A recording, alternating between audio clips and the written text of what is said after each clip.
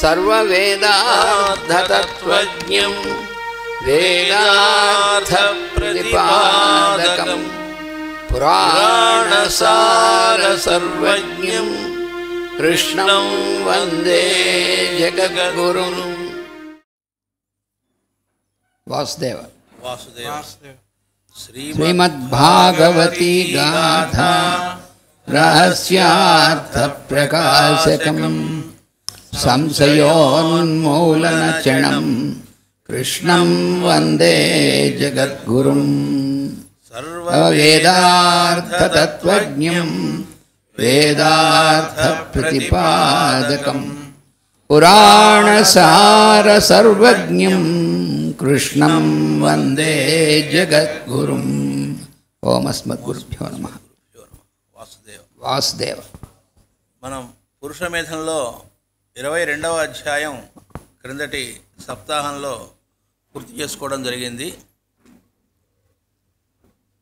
ఆ 22వ అధ్యాయంలో బలరాముడు దేహత్యాగం చేయడం మనకు వివరించారు మాస్టర్ గారు. అనంతరం శ్రీకృష్ణుడు వేణుగానాన్ని ఆరంభించటం, దాంతో కాసేపటికి ఉద్ధవుడు అక్కడికి రావటం. ఆ రాత్రి ఉద్ధవుడిని అడుగుతాడు ఈయన, ఏంటి మళ్ళా నన్ను ఎదుక్కుంటూ వచ్చావా అంటే, నేను కాదు, ఆ వేణుగానమే నన్ను లాక్కొని వచ్చింది అంటాడు. ఆ తర్వాత నువ్వు దుఃఖిస్తున్నావా అని ప్రశ్నిస్తాడు. యాదవులు ఈ స్త్రీలందరూ కూడా అదొక స్వప్నము అంటాడు. మరి వాళ్ళు దుఃఖిస్తున్నారు కదా అంటే అది కూడా స్వప్నమే అంటాడు. నువ్వు పిచ్చివాడివి అంటే నువ్వు కూడా పిచ్చివాడివే, నువ్వు శిశువు లాంటి వాడు కాబట్టి నీకు తెలియదు అంటాడు కృష్ణుడిని ఉద్ధవుడు అంటాడు. ఆ తర్వాత మరి ఇప్పుడు నేను వెళ్ళిపోమంటే వెళతావా అంటే చెబుతాడు, నాకు ఒక కోరిక మాత్రం ఉంది, నీది ఏదైతే నాకు అదే, నీకేది ఇష్టమో నాకు అదే ఇష్టం, కానీ ఒక కోరిక మాత్రం మిగిలింది, నీతో ఉండిపోవాలని అని అంటాడు ఉద్ధవుడు. మరి వెళ్ళమంటే నీకు అంగీకారమేనా అంటాడు. అడిగితే నేను అంగీకరింపనిచో వెంటపడదలిచితివా అని అడుగుతాడు. నీ అంగీకారమే నా అంగీకారము, ఈ రాత్రి ఇట్లే జరగనివ్వు అంటే ఈ రాత్రి మాత్రం ఉండనివ్వు అని. మరల సూర్యోదయమున నీ సంకల్పం ఎట్లుండనో అట్లే వర్తించదను అని. ఆ తర్వాత 23వ చాప్టర్ అదేంటో చూద్దాం. సముద్ర తీరమున వాసుదేవుడు ఉద్ధవుడు సాక్షిగా ఆ రాత్రి అట్లే జరిగెను. సముద్రం వైపు తిరిగి నిలబడి నిశ్చల మౌనమూర్తులై తరంగ మృదంగ నాదములలో లీనమయ్యున్న వారి వెనుక నుండి ఉషస్సు తొలిరేఖలు వారి మీదుగా పశ్చిమాకాశమున స్పృశించినవి. కాలచక్ర భ్రమణమున చీకటి చినిగిపోవుచుండగా జారిపడిన చీకటి పేలికల వలె పడియున్న యాదవుల శవములు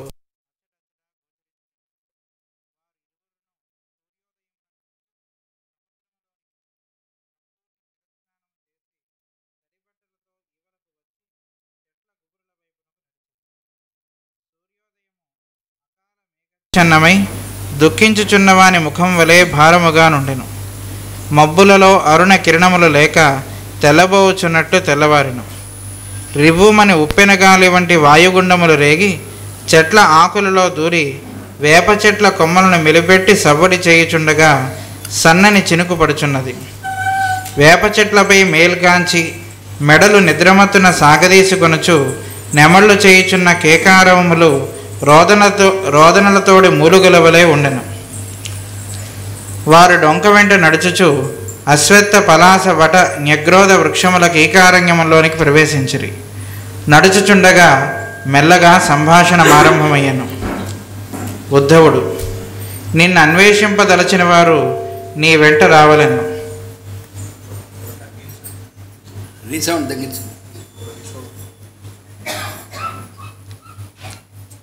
మరల వెనుదిరిగిపోయి ఇతర కార్యములు చక్కబెట్టుకొనవలసిన వారు నీ వెంట వచ్చుటకు వీలుండదు.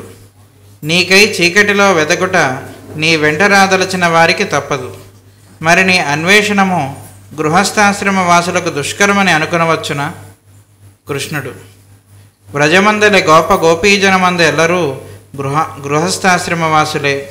యమునా తీరమున అర్ధరాత్రములందు నేను వేణుగానము చేయుచుండగా బయలుదేరి వచ్చినప్పుడు వారెవ్వరికి అన్వేషించుచుంటిమి అను భావమే కలగలేదు. ఉద్ధవుడు, వేదము పారము చూచిన ఋషులు నిన్ను అన్వేషించుచుంటిమని తలచుచూనే జన్మలు గడుపుచున్నారు.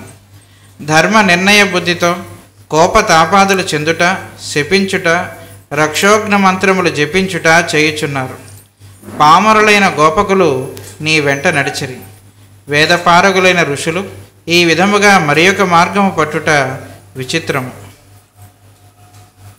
కృష్ణుడు గోపకుల జీవిత దినచర్య నుండియే వేదముల వైఖరి దర్శనమిచ్చును.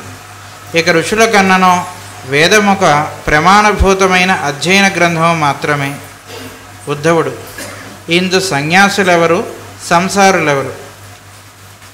కృష్ణుడు గోపకులను ఎవ్వరునూ సన్యాసులు అని పేరు పెట్టి పిలవలేదు. కనుకనే వారు సన్యస్త సకల కర్ములై మన్మయ జీవితములు కలవారై నిశ్రేయస స్థితి యందు ఉన్నారు. సన్యాసము అను పదము తెలియకపోవటం వలన వారట్లున్నారు.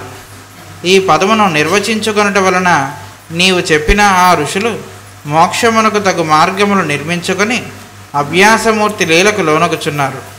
ఉద్ధవ, నీవు ఋషులని చెప్పువారు చదివినవారు. ఉద్ధవుడు మరి ఈ సంసార బద్ధులకు తరుణోపాయం లేదా? బాగుపడవలనన్నచో వారు అవలంబింపవలసిన మార్గమేమో బోధింపు. కృష్ణుడు నీవు అభ్యసించి వారికి నూరిపోయవలనని ఉన్నదా? విధానమును సుగమముగా వివరించదును గాని అడిగిన వారికి మాత్రం చెప్పుము. మన ప్రథమ సమావేశం నీకు గుర్తున్నదా? ఇక్కడ మనందరికి కూడా సందేశం, అడిగిన వారికి మాత్రము చెప్పుము అన్నాడు కృష్ణుడు ఉద్ధవుడితో. అంటే మనం ఏం చేస్తూ ఉంటాం అంటే మనం మాస్టర్ గారు ప్రేయర్ చేస్తూ ఉంటాం, మాస్టర్ గారు చదువుతుంటాం, అని చేస్తుంటాం అని మనం ప్రచారం చేయాలి, ఇవన్నీ అందరితో వ్యాప్తి చేయాలి, ప్రచారం చేయాలి అని అనిపిస్తూ ఉంటుంది. అందుకని ఇవన్నీ కూడా వీటి గురించి మనం అవన్నీ గొప్పగా చెప్పడం అనేటువంటి ప్రయత్నం చేస్తూ ఉంటాం. కానీ వాళ్ళు అడగలేదనుకోండి, అడగకుండా మీరు చెప్పినవన్నీ వాళ్ళు ఇటు చివర దూరం వెళ్ళిపోతాయి. మేము అసలు ఉపయోగపడేటువంటిది ఏమి ఉండదు అని చెప్తున్నాడు. అడిగిన వారికి మాత్రం చెప్పుము, అడిగిన వారికి చెప్పకుండా ఉండకూడదు, చెప్పాలి. అడగనిటువంటి వారికి వాడు అడిగేదాకా వెయిట్ చేయాలి, అది ఇక్కడ చేయాల్సింది. లేకపోతే వాళ్ళకి ఉపయోగం ఉండదు, వీడి సమయం అంతా పోయి వీడికి ఉపయోగం ఉండదు. అది ఇక్కడ మనం అంటే ప్రతి ఇక్కడ మాట్లాడేటువంటి దాంట్లో కూడా మన జీవితానికి కావాల్సిన సందేశం ఇందులో ఉంటుంది. ఎప్పుడైతే అడిగారో అడిగిన వాడి రూపంలోంచి పరమాత్మ అడిగినట్లు అప్పుడు ఇటు నుంచి చెప్పించేది కూడా ఆయనే అవుతాడు. మనం చెప్పామనేది ఉండదు అప్పుడు. లేకపోతే మనమే చేస్తున్నాం ఇదంతా అనేటువంటిది దూరింది అనుకోండి బుర్రలోకి, అది ఒక బట్టాన పోదు. మనం మందులు ఇచ్చినా లేకపోతే సర్వీస్ చేసినా మనం ఇంకోటికి ఏదో చెప్పినా ఇవన్నీ నేనే చెప్తున్నాను, ఇవన్నీ నేనే చేస్తున్నాను, నా వల్ల జరుగుతుంది అనేటువంటిది బుర్రలోకి వస్తే ఇంకా జన్మకి పోవడం చాలా కష్టమైపోతుంది.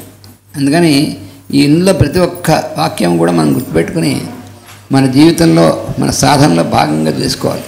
అది ఇందులో ఉంది. అవి తీసేయండిలే, నాయిస్ వస్తుంది. ఏసీ కావాలంటే పెంచుకోవడమే తప్ప అది వాటికి కూడా లాగుతుంది.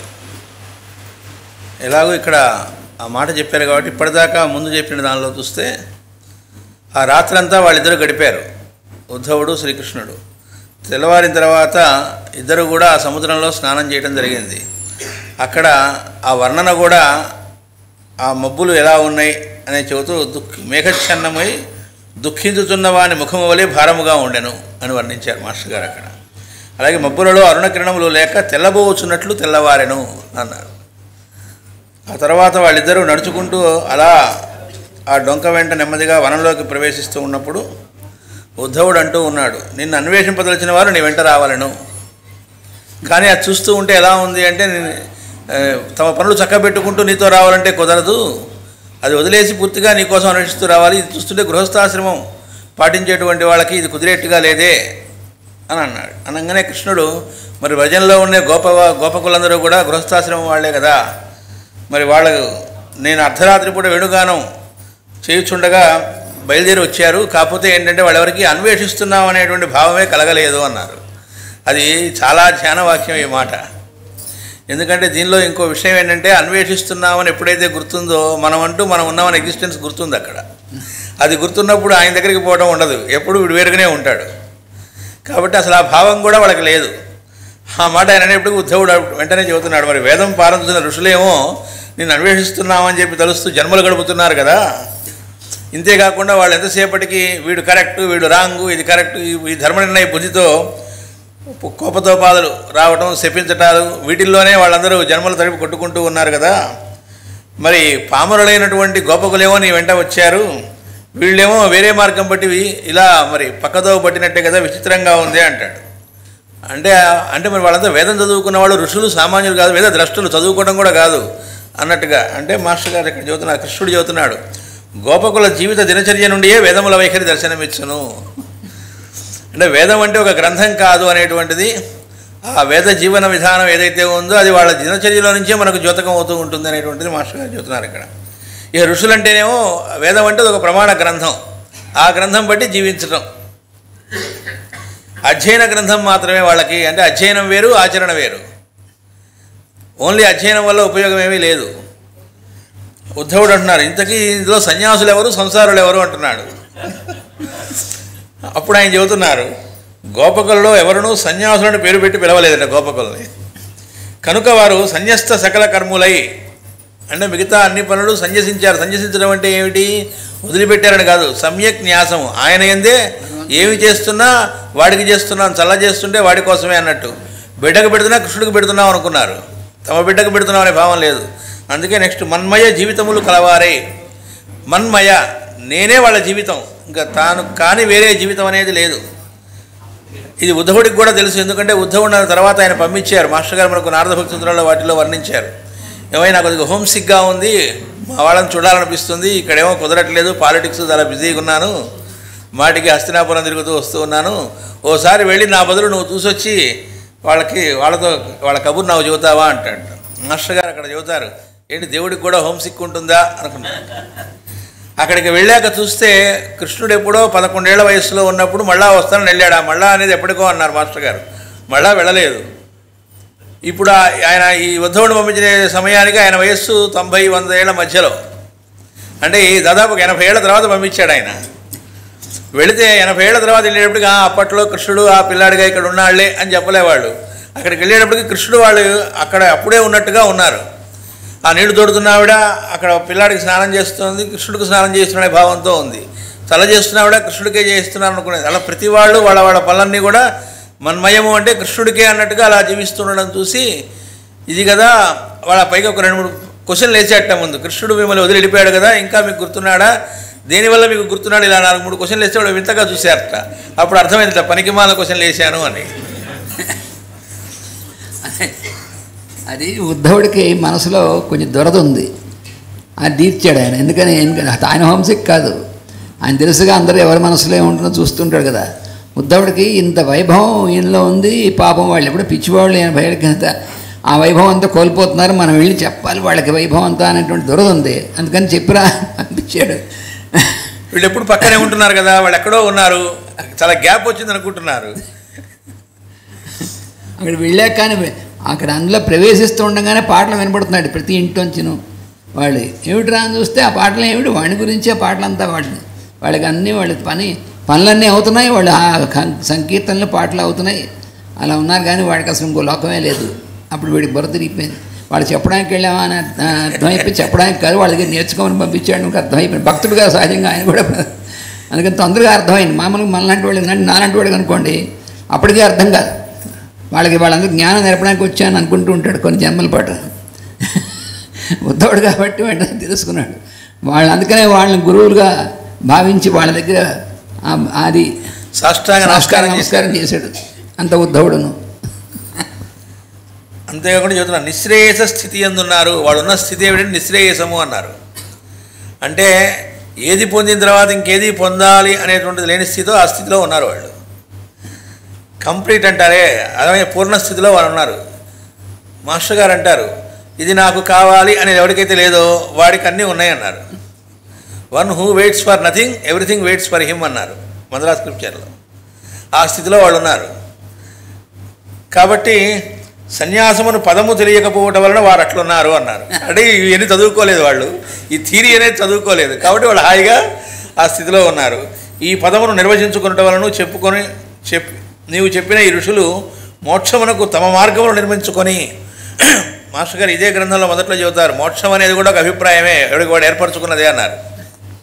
కాబట్టి అట్లాంటిది వాడు ఒకటి ఏర్పరచుకొని అభ్యాసమూర్తి లీలకు లోనగుచున్నారు. మనకు మొదటి చాప్టర్లోనే అభ్యాసమూర్తి ఒక్కొక్కళ్ళ ద్వారా ఎట్లా ఇచ్చేస్తున్నాడని చెప్పారు కదా. ఋషులంతటి వాళ్ళు కూడా అభ్యాసమూర్తికి లోనై వాళ్ళు ఒకటి అనుకొని ఓ చీని పెట్టుకొని ఇది మోక్షం అంటే అనుకొని ఆ చట్టంలో బిగించుకొని ఉన్నారు. అంటే అది మోక్షం కాదు అని చెప్పడం. మోక్షం అంటే బిగించుకునేదని మోక్షం అనరుగా.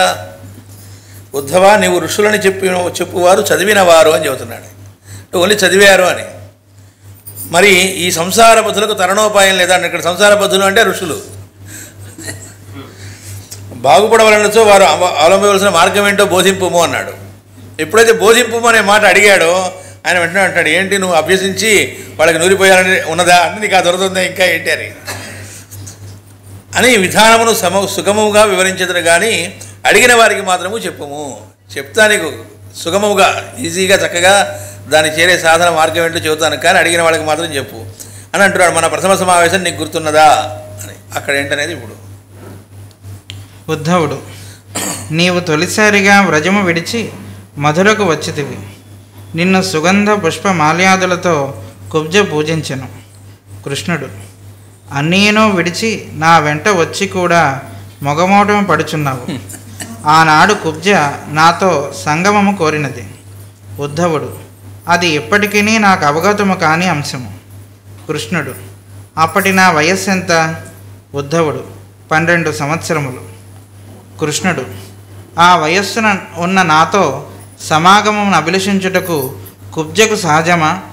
కాదు గనకనే ఆమె కుబ్జ. అటుపైన ఆమె పరితృప్తి నందితునని చెప్పాను కదా. నాకు 2 దేహములున్నవి. ఒకటి ప్రాకృతము, రెండవది ప్రకృతికి అతీతము. అందు ప్రకృతికి అతీతమైన శరీర స్పర్శను మాత్రము నాపై కోరిక గలవారికి ఇచ్చి తిని, వారు పొందినది మాత్రము ప్రాకృత స్పర్శ. దాని వలన వారి కుబ్జత్వము తొలగుట, నా ప్రాకృత శరీరము అన్యస్పర్శ నందకుండుట జరిగినది. సకల దేహధారులలో నేను అంతర్యామిగా అప్రాకృతుడను, దేహమయ మూర్తిగా ప్రాకృతుడను, జీవుడుగా బద్ధుడను, తదంతర్యామిగా అతీతుడను. ఇట్లే ఈ దేహయాత్ర నడిపితిని. నా యందు కామము కానీ, క్రోధము కానీ, ఈర్ష్య కానీ, మదమాత్సర్యములు కానీ పొందిన వారికెల్లా నా సంసర్గం ఉన్నది. అందరి సంసర్గము నాకొకటియే. వారి వారికి వేరుగా ఉద్బుద్ధమై నా యందు పర్యవసానమగును. ఇందులో చాలా ముఖ్యమైనటువంటి రహస్యం విడిచిపెట్టారు. కృష్ణుడిని అనాది బ్రహ్మచారి ఇచ్చాడు. అదేమిటండి ఇది? కృష్ణుడు బ్రహ్మచారి మన అర్థంలో కాదు.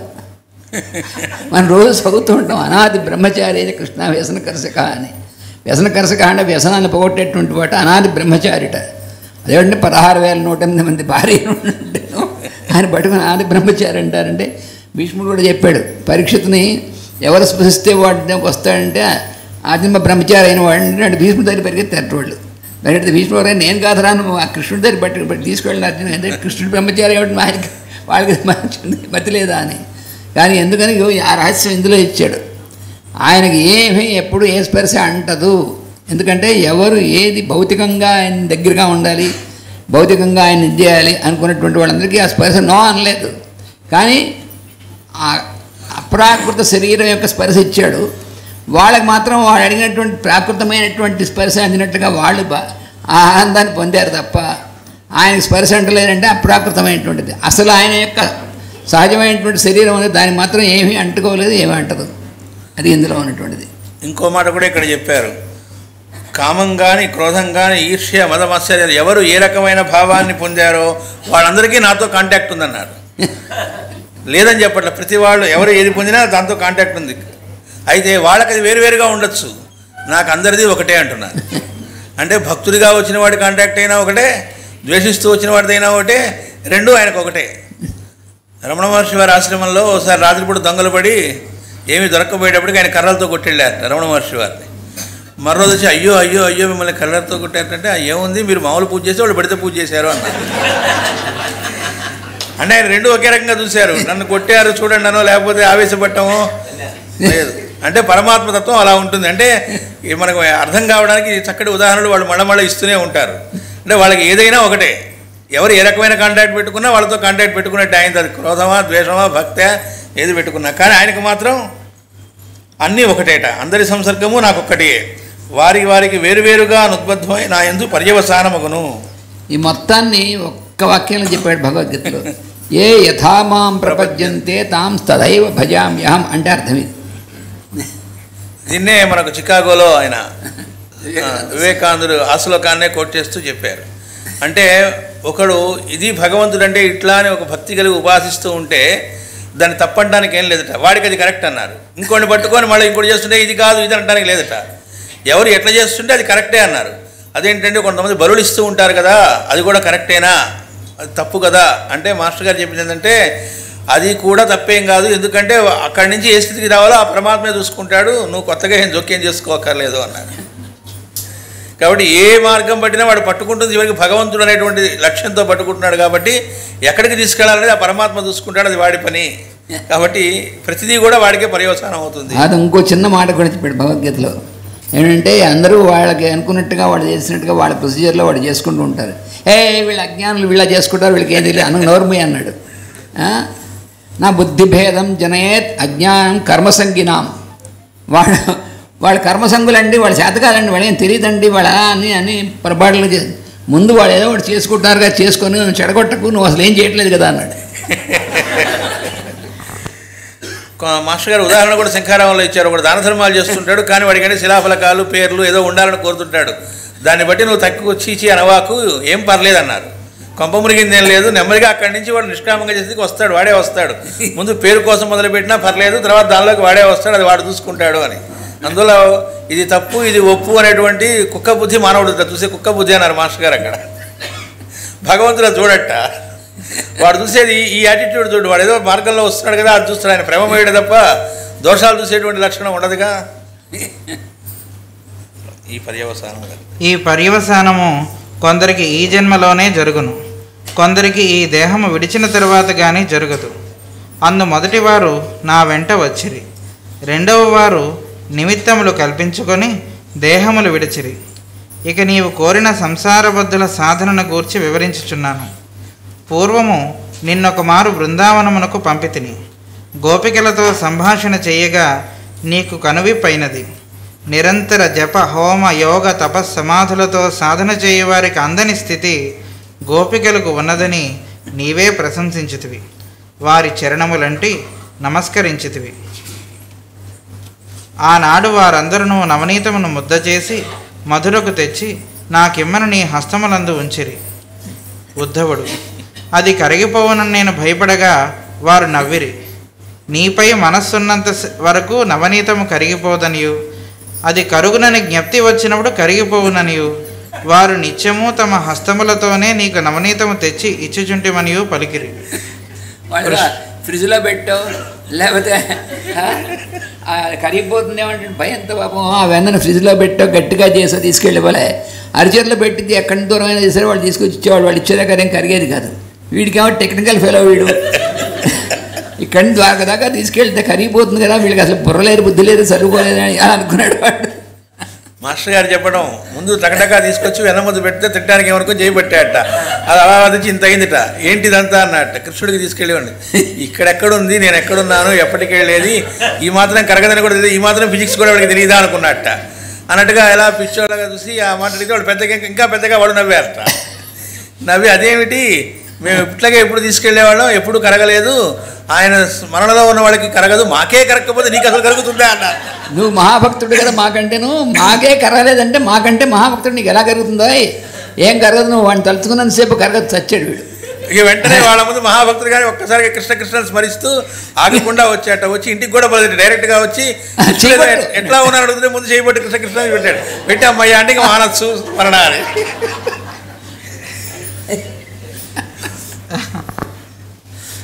కృష్ణుడు నీవప్పుడు చేయునది లేక మొదటగా నా యందు అనన్య దృష్టి నిలుపుతివి. నవనీతమును సురక్షితముగా మధురకు తెచ్చి నాకు అందించితివి. ఈ నవనీతమే తమ జీవితముగా జీవించుట గృహస్థులు అవలంబింపవలసిన మార్గము. అది నాకు సమర్పణ చేయగలుగు వారి యందు వేదము యజ్ఞము అధ్యయనము జపము తపము యోగాభ్యాసము అర్థవంతములు. ఈ నవనీతము కరిగిపోవచ్చున్న వారికి ఇవి అన్నీ నిరర్ధకములై శాస్త్ర అధ్యయన భారము కలిగించును. జీవితము నేనైనప్పుడు కరగిపోదు, జీవితము తామైనప్పుడు కరిగిపోవును. అంటే సమర్పణ లేకపోతే మనం నేర్చుకున్నటువంటి శాస్త్రాలు ఇవన్నీ కూడా ఏమవుతాయంటే శాస్త్రాధ్యయనం అనేటువంటివి భారము కలిగిస్తాం, ఇంకా బరువు ఎక్కువ అవుతుంది. మనకి ఇన్ని శాస్త్రాలు నేర్చుకున్నాం, ఇంతవన్నీ ఉన్నాయి, హోమియోపతి నేర్చుకున్నాం, అస్ట్రాలజీ నేర్చుకున్నాం, వేదం నేర్చుకున్నాం, అది నేర్చుకున్నాం, ఇది నేర్చుకున్నాం అని ఇవన్నీ మనకి తరమే పెద్ద భారం ఎక్కువ అవుతుంది ఏది సమర్పణ లేనప్పుడు. సమర్పణ ఉంటే ఇవన్నీ ఎప్పుడైతే అవసరమో మన ద్వారా అవి పనిచేస్తాయి. అది ఇక్కడ రహస్యం. ఇక్కడ ఇంకో మాట అన్నారు, జీవితము నేనైనప్పుడు కరిగిపోదు. స్వామికి అంకితముగా జీవిస్తున్నప్పుడు కరిగిపోవటం ఉండదు. జీవితము తామైనప్పుడు అంటే మనం చూసుకోవడం అనేది ఎప్పుడైతే ఉంటుందో కరిగిపోవటం ఉంటుంది. ఉద్ధవుడు అయినచో సంసార జీవులు పలు విధములైన ధర్మ వ్యతిక్రమములు చేయుచుండట తప్పదు కదా. వారి సంచిత కర్మఫలమును రహితము చేసుకున్నటకు ఎన్ని జన్మలు పట్టును? కృష్ణుడు జీవితము కరిగిపోవచ్చున్న వారికి ఎన్ని జన్మలైనను పట్టును. సంచితము నుండి తప్పించుకున్నటకు చేయుచున్న దుష్కర్మలు సంచితమును పుట్టించుచుండును. ఏనాడైనను ఆ మార్గము విడచి నాకు నవనీతమర్పించు మార్గము పట్టవలెను. పట్టినచో అంతవరకును అనుభవించుచున్న సంచితమును పీడకల నుండి మెలకువ వచ్చును. పీడకలలోని రుణబాధలను శత్రుబాధలను తప్పించుకొనుటకు మెలకువ వచ్చిన వెనుక యత్నించు మూర్ఖుడు ఎవ్వడు ఉండడు. మెలకువ వచ్చిన వెనుక కర్తవ్యమే గాని ప్రయత్నము లేదు. కలలోని గెలుపోవటములు కష్టసుఖములు లేవు. సంచితము లేదు. కర్మను సృష్టించుకొనుట ఉండదు. ఆచరణ ఉండును. ఇది ఈ భూతేంద్రియ సృష్టి ప్రయోజనమునకు అవధి. ఇట్లు పలుకుచు కృష్ణుడు వెనుదిరిగి చెట్ల గుబురులలోనికి పోయెను. మరి కనిపింపలేదు. ఇక్కడ ఇది ఈ భూతేంద్రియ సృష్టి ప్రయోజనంకు అవధి అన్నారు. అంటే ఎప్పటికైనా అల్టిమేట్ అదే కల్మినేషన్ అన్నమాట. అది అంటే కళలో ఉన్నట్టుండి మనకు అప్పులో వాడు ఎంటబడ్డట్టో ఇంకోటో వచ్చిందనుకోండి, మెలకు వచ్చేటప్పటికి అదేం లేదుగా, అది కళలో జరిగింది. అట్లా ఒక పీడ కళలాగా అప్పటిదాకా వాడు అనేక జన్మలుగా చేసుకున్నది మొత్తం ఎట్లా పోతుంది అంటే క్షణమాత్రము చేత అగ్నికి దగ్ధమైనట్లుగా ఆయన యొక్క అనుగ్రహంతో మొత్తం వదిలిపోతుంది అన్నారు.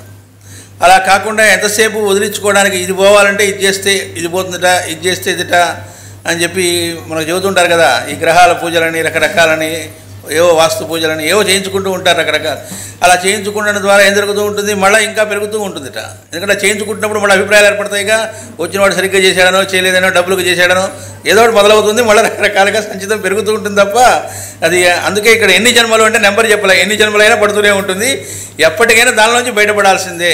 అక్కడి నుంచి బయటపడి ఈయనకు అర్పణగా జీవించడం, నాకు నవనీతము అర్పించు మార్గము పట్టవలను. ఇక్కడ నవనీతము అంటే అర్థం ఏంటంటే తన మనస్సు అనేటువంటి దాన్ని ఆయనకు అర్పించటము అని. అందుకని ఆయన మనోహారి అన్నారు. ఆయన దొంగిలించింది ఏమిటంటే వాళ్ళ మనస్సుల్ని. ఇట్లా పలుకుతూ ఆయన ఏం చేశారు అంటే అలా ఉన్నట్టుండి గుబురులోకి వెళ్ళిపోయారట. ఇక మళ్ళా కనిపించలేదట ఉద్ధవుడికి. 24వ అధ్యాయం. కృష్ణుడు ఏకాంతము కోరి వెడలిపోయిన వెనుక ఉద్ధవుడు అరణ్య వీధులలో ఒంటరి అయి నిలబడెను. తానిప్పుడు ఏమి చేయవలెను? తనకు తోడుగా తాను పొందిన ఉపదేశము మాత్రము నడచి వచ్చుచున్నది. భావన స్థిరపడగా ఉపదేశము రూపమున ధ్యానమందు కృష్ణుని సాన్నిధ్యము తన్ను స్పృశించుచున్నది. అయినను కృష్ణ వియోగ భావములు కూడా మనస్సును వేటాడుచున్నవి. తన వేదమయ మూర్తిని ఉపదేశ రూపమున ఎంత స్థిరముగా ప్రతిష్ఠ చేసిననో శ్రీకృష్ణుని భౌతిక దేహ సాంగత్య మాధుర్య అనుభూతులు తన్ను ఆవేదన రూపమున స్పృశించుచున్నవి. తాను తన వెంట వచ్చుటకు అంగీకరించిన స్వామి ఏకాంతం అభిలషించి మరుగుపడుటకు కారణమేమి? దేహత్యాగమును సంకల్పించిన మహాగజము వలె మహామహులను తమ దేహాస్తమయ సమయ దృశ్యము ఎవరికినీ కంటపడకూడదని అభిలషింతురు కాబోలు. అట్లయినచో ఇక తనకు వాసుదేవుని ఇప్పటి భౌతికమూర్తిని మరి ఒక మారు చూచుటకు వలనపడదు. ఇట్లు భావించుచు మెల్లగా పాదన్యాసము చేయుచు అధోదృష్టితో ఉద్ధవుడు మందగమనము చేయుచుండెను. అంతకుముందు కృష్ణుడు నడిచిపోయిన అడుగు జాడలు తడిసిన ఇసుక తిన్నెపై ముద్రితములై కనిపించెను. ధ్వజ హల కులిశాంకుశాది దివ్య చిహ్నములతో అంకితములైన శ్రీచరణార విందముల ముద్రలను అతడు గుర్తుపట్టి నేలపై బొరగిలబడి వానికి నమస్కరించెను. కన్నులు నిరంతర అశ్రుధారా పూరితములయ్యను. మేను గగుర్పాటు చెంది వేపదు ఉదయించెను. ఆ పాదముద్రల యందలి ఇసుక గుప్పిట గ్రహించి శిరస్సున దాల్చెను. తనకు పూజనీయములైన పాదముద్రలను రూపుమాపితినని విలపించెను. నీ అడుగుజాడల వెంట రాదలచినవాడు నీవేర్పరిచిన మార్గమును చెదరగొట్టుకుని దుఃఖించుట ఏమి వివేకము? ఇది జీవులకు సహజము కాబోలు. ఇంతకన్నా మాయక్రముట అనగా ఏమున్నది? నేనిప్పుడు ఎటుపోవలెను? నీ దివ్యమంగళ విగ్రహమును మరి ఒక మారు చర్మచక్షువులతో చూచి ఆనందించి సంభాషణ సల్లాప సహవాసాది సౌఖ్యం అందగలన నమ్మకము నాకు లేదు. ఇక నిలిచిపోమ్మని నీవే నియమం చేసినప్పుడు మరల దర్శింపగలుగుట ఎట్లు? ఇటుపై కర్తవ్యమును ఆదేశింపకయే విడిచిపోతివి. అట్లయినను నాకు నిన్ను అన్వేషించుట తప్ప మరి ఒక మార్గము లేదు. ఈ అరణ్య సీమలలో మాటుపడిన నిన్నే అన్వేషించుచు దేహము ఉన్నంత వరకు పురోగమించుదును. నీవు మరలా నాకు దర్శనమిచ్చినను ఇయ్యకున్నను నా అన్వేషణము సఫలమే. దేవ గంధర్వ యక్ష కిన్నెర పన్నగ రక్ష పిశాచములు స్థావర జంగమములు నరులు నిన్ను కనలేకున్నను నీ వెంటనే వచ్చుటలేదా? తమ తమ కార్యదీక్షల రూపమున నీ అన్వేషణమనే సాగించుటలేదా? తెలిసినను తెలియకున్నను వీరందరూ నిన్నే వెదకుచున్నారు. జీవించుట అనగా నిన్ను అన్వేషించుట, జీవి అనగా తనయందున్న వానిని అన్వేషించువాడే. ఏ మహామహులు నీ నిరంతర ధ్యానమయ జీవితములు అనుభవించుచు జీవరాశులను తమ భక్తిభావమున సిక్తము చేయుచుండిరో అట్టి నారదాది దివ్య మునీంద్ర సంఘముల పాదములకు నమస్కరించుచున్నాను. ఎవరు అహోరాత్రములు నీ నామమును హృదయములో నిలిపి శాశ్వత మూర్తులై జీవులకు తరుణోపాయము చూపుచున్నారో అట్టి సనక సనందనాది భాగవతోత్తముల పాదరేణువులు నా శిరస్సును అలంకరించి మరలా ఒక మారు నీ దర్శనం అనుగ్రహించునుగాక. అన్నీయూ తెలిసిన వెనుక కూడా ఇట్లు కోరిట వెర్రి కావచ్చును, వ్యామోహము కావచ్చును. ఈ వ్యామోహమునకై పరితపించువారు ఎందరూ లేరు, వారిలో నేనొకడును. ఇది అజ్ఞానమైనచో నాకదియే మరలా ప్రసాదింపబడుగాక. నిన్ను చూడని జ్ఞానము కన్నా నిన్ను చూడగల అజ్ఞానమే నాకు చాలు. ఈ అజ్ఞానము నారదాది మునీంద్రులకు కూడా లేదని చెప్పలేము. వారేవో కారణములు కల్పించుకొని నీ దర్శనమునకై ద్వారకకు వచ్చిపోవుట చూచితిమి కదా. కనుక మరి ఒక మారు నీ మోహన రూపమును నాకు దృగ్గోచరము చేయుము. నీ వంశీనాదమును మరి ఒక మారు వినిపింపుము. బృందావన వీధులలో నీకై విరహపడి పరుగులెత్తిన గోపికలు అజ్ఞానులనేము కదా. నాకు కనువిప్పు ప్రసాదించిన గురువులను వారే. వారు మొక్కిన పద్ధతిలోనే నేనునూ మొక్కుచున్నాను. ఇట్లున్మత్తుడై ఉద్ధవుడు తనలో తాను మాట్లాడుకొనుచు అనుద్దిష్టమైన దారులలో నడిచిపోవచుండెను. ఆ అన్వేషణముననే సూర్యాస్తమయమైనది. దూరము నుండి అతనికి వేణునాదం వినిపించెను. అది అవ్యక్తము. ఆ నిశీధమందలి చీకటి వలనే తుది మొదలు లేక తానున్నట్లు మాత్రము సోకుచున్నది. చీకటి కనిపింపదు, చీకటి ఉన్నట్లు కనిపించును. అట్లే గానము వినిపింపక గానము ఉన్నట్లు వినిపించుచుండెను. అది అభ్యాసవశమున కలుగుచున్న భ్రాంతి ఏమో. భ్రాంతి ఎగుట నిజమైనను భ్రాంతి యందు వేణుగానమున్నది. అతడు ఆ గానము వినవచ్చు సవ్వడిని బట్టి అన్వేషణమున మార్గమును నిర్ణయించుకొని యత్నించెను. ఆ గానము వినిపించుచున్నట్లు తన హృదయమందు అనిపించుచున్నది. గానమును బట్టి యానము సాగవలనన్నచో తన హృదయములోనికే పోవలెను. ఆ రాత్రి అంతయు గానము వినిపించుచూనే ఉండెను, యానము సాగుచూనే ఉండెను. పూర్వము సృష్టి సమస్తము జలమయమై ఏకార్ణవము కాగా మార్కండేయుడందు ప్రయాణము చేయుచు స్వామిని అన్వేషించెను. తనకి చీకటి ఏకార్ణవమై తానొక మార్కండేయుడుగా కనిపించెను. ఉద్ధవుడు జాగరణము చేసి రాత్రికి సాక్షిగా వనములందు సంచరించెను. వేణునాదము తన్ను ఆహ్వానించుచుండగా సాగుచున్న ప్రయాణమున తెల్లవారెను. అతడు చెట్ల గుబురులలోనికి పొదరిండ్లలోనికి దూరి కృష్ణుని కొరకు వెతుకుచుండెను. దూరముగా ఒక వృక్షఛాయలో ఒక వెలుగు తళుక్కుమనెను. సమీపించి చూడగా ఒక యువకుడు దివ్య తేజస్సుతో కనిపించెను. వృక్షమూలమున కానుకొని దక్షిణహస్తమున కపోలమూది వామకరమున లీలారవిందమున కాడ దగ్గర పట్టుకొని కరాంగుడలో త్రిప్పుచుండెను. ప్రభాతాతపం వలె తళుకు గల పీతాంబరము ధరించి ఉండెను. చెవులకు మకర కుండలములు, వక్షస్సున హారములు ధరించి మందస్మితము చేయుచు ప్రకృతిని తిలకించుచు తనలో తాను ఆనందించుకొనుచుండెను. నల్లని ఎత్తైన కేశవేశము భుజములపై వ్రేలాడుచుండెను. ప్రాతర్భాస్కరుని కిరణప్రసారమున తళుక్కు మనచు తొంగి చూచుచున్నట్లున్న మణులు తాపిన కిరీటముపై నెమలిపించమున్నది. ఉద్ధవుడు ఒక్క పరుగున పోయి అతని పాదములపై పడి బాలుని వలె ఆక్రందనము చేయుచు సంతత అశ్రుధారలతో వాని చరణములు కడిగాను. ఆ యువకుడు ఇట్లను, ఉద్ధవ, నేను నీ బాల్యసకుడను. నీవు నన్ను ఈ రూపమున చూచి 100 వత్సరములు దాటినది. ఇప్పుడు మరలా బాల్యసకుడవై నా వెంట ఉండము. అప్పటి ముచ్చటలు చెప్పుము, అప్పటి సల్లాపములు చేయుము. నీ ఆనందమునకే నేను మరలా దర్శనమిచ్చి అనుగ్రహించి తిని. ఉద్ధవుడు, సల్లాపములు చేసినను, చతురోక్తులు పలికినను, లీలలు చూపినను నీవే చేయవలను గాని నాకట్టి సామర్థ్యం ఎక్కడిది? నీవు తప్ప మరి ఒకటి తెలియనివాడను. నీవే ఏదైనా సెలవిమ్ము, నేను వినుచుందును. కృష్ణుడు, నీవలనే వినుటకు అభిలషించిన మరి ఒకడున్నాడు. అతడు నీవలనే స్వప్నము నుండి మేల్కాంచి నా వెంట వచ్చి నా పలుకుల వినుటకు అభిలషించుచున్నాడు. అతడే మైత్రేయుడు. మరి ఒకడు పీడకల నుండి మేల్కాంచినట్లు ఇంకనూ కలగలుచున్నాడు. అతడు కూడా నన్ను అన్వేషించుచు తీర్థయాత్రలు చేయుచున్నాడు. కానీ ఈ అన్వేషణమంతయు కలలోనే అనుభవించుచున్నాడు. తాను సకాలమున మేల్కాంచునో లేదో అను ప్రశ్నమును స్వప్నముననే నన్ను అడుగుచున్నాడు. కనుక నేను బదులు పలికినను వానికి అందదు. కృష్ణుడిట్లు ప్రసంగించుచుండగా చెట్ల గుబురులలో నుండి మైత్రేయుడు ఎదురు వచ్చి నమస్కరించెను. కృష్ణుడు, సఖా మైత్రేయ, ఏమి ఈ ఆకస్మిక ఆగమనం?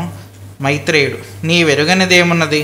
కృష్ణుడు, ఎరిగిన దానినే మరల ఎరుగజెప్పవలను కదా. మైత్రేయుడు, నీవు లీలామయ మానుషదేహుడవై మాయలు ప్రసరింపజేయుచున్నట్లు తెల్లవారుజామున స్వప్నము కంటిని. నీవొక నవద్వారమయమైన పురము నిర్మించి అందుకొందరిని చేర్చి రక్షించుచుండివి. అందనేక మాయాగృహములున్నవి. ఒక్కొక్క గృహమున ఐంద్రజాలికుడు ఒకడు గారడీ చేయుచుండెను. అతడొక పుర్రెను నిలిపి కొన్ని ఎముకలను పేర్చి అస్థిపంజరముగా కూర్చెను. అస్థిపంజరములు మాట్లాడుట ఆరంభించినవి. సంభాషణ వశమున ఏవో శాస్త్ర చర్చలు జరిగినవి. లోక వ్యవహారంలో దొరలినవి. సంభాషణల్లోని కుతూహలమున చిక్కుకొని కొందరు శాస్త్రములను అభ్యసించుచున్నారు. మరికొందరు లోక వ్యవహారములలో చిక్కుకొనుచున్నారు. కర్తవ్యములను ఏర్పరచుకొనుచున్నారు. కార్యక్రమములను చట్రములుగా బిగించుకొనుచున్నారు. సన్నివేశములను కల్పించుకొని భయ శోకములకు గురియగుచున్నారు. ఆ సన్నివేశములను ఆపదలని పేర్కొనుచున్నారు. భయభ్రాంతులై గిలగిలా తన్నుకొనుచున్నారు. ఆ తన్నుకొనుటలో అస్థిపంజరములు విడిపోవచ్చున్నవి. నీవు గృహముల్లోని ఐంద్రజాలికులతో ఏవో గుసగుసలు జరుపుచున్నావు. అస్థిపంజరములను కుప్పగా పెట్టించి దగ్ధమనర్చుచున్నావు. అందు చిక్కుకొనిన వారు వెలువడి సముద్ర తీరము చేరుచున్నారు. కృష్ణుడు, ఇంతకునూ ఆ స్వప్నం నుండి నీకు మెలకు వచ్చినదా? లేక నీవు కూడా ఒక అస్థిపంజరమున చిక్కుకొని నిద్రలో నడిచి వచ్చిచుంటివా?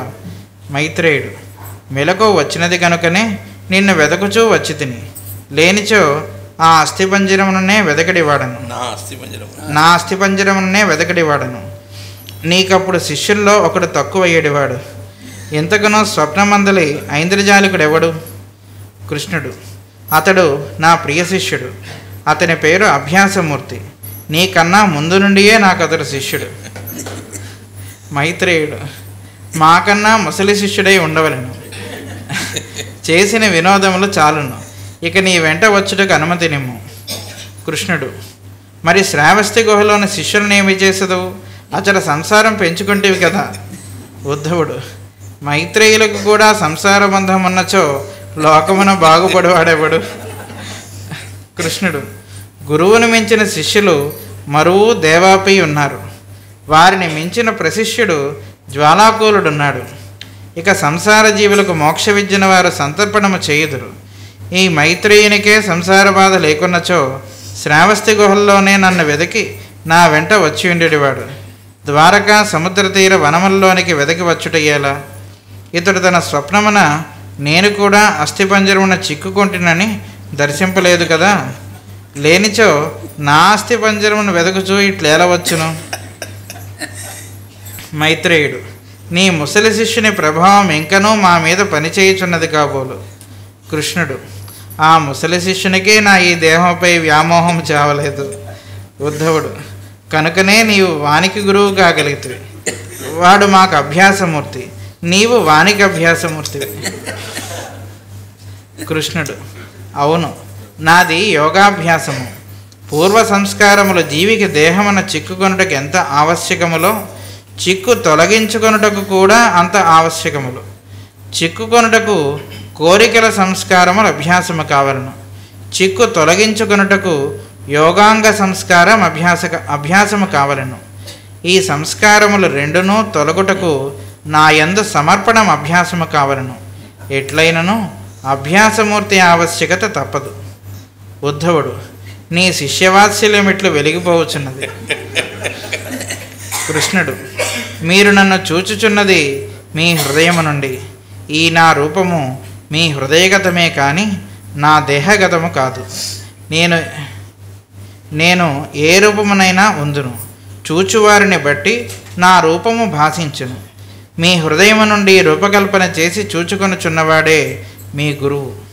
తనకు తానే గురువని గ్రహింపుడు. చూడదలచిన రూపములు అల్లుకొనుట మాని నన్ను చూచునట్టి చూపు మీకు ప్రసాదించితిని. చూడదలిచిన రూపములు అల్లుకొనుట మాని నన్ను చూచునట్టి చూపు మీకు ప్రసాదించితిని. ఈ జీవులలో ఒక్కొక్కరు తాము చూడదలిచిన రూపములు అల్లుకొందురు. రూపకల్పనలోని బాహుళ్యముచే చూడలేకున్నారు. కొందరు మీ వలనే నన్ను దర్శించుచున్నారు. కొందరు నా యందు ప్రకృతి పురుషులను కల్పించుకొనుచున్నారు. కొందరు భూతేంద్రియ గుణస్వరూపములైన నా సంపదలను మాత్రము చూచుచున్నారు. కొందరు ఈ సంపదలను తమ బంధుమిత్రాదులుగా కల్పించుకొని చూచుచున్నారు. వారందరూ తాము చూడదలచిన రూపములతో కలిసి నా యందు లయమగుచున్నారు. అవసానమున వారు తమ భావమును కోల్పోవచ్చున్నారు. నా భావమును పొందలేకున్నారు. మీవలే చూచిన వారు మాత్రము నా యందు అంతర్నిహితులై నా భావములై ఇమిడి ఉన్నారు. వారు మరల నా మనస్సు నుండి వెలువడుచున్నారు. వారే నా మానస సృష్టి. వారు మిగిలిన జీవులకు ఆది గురువులు అగుచున్నారు. మనువులు, సప్తర్షులు, 4 కుమారులు, కమలాసనుడు, నారదుడు నా ప్రథమ సృష్టిగా మరల వెలువడుచున్నారు. మిమ్మును వారి వలనే అనుగ్రహించుచున్నాను. ఉద్ధవుడు: దేవా, ఈ నీ కల్పన కన్నా వెనుక శాశ్వత సత్యమని మరి ఒకటి ఉన్నదా? కృష్ణుడు: ఉన్నది. అది ఎవరి ధ్యానమును బట్టి వారికి గోచరించును.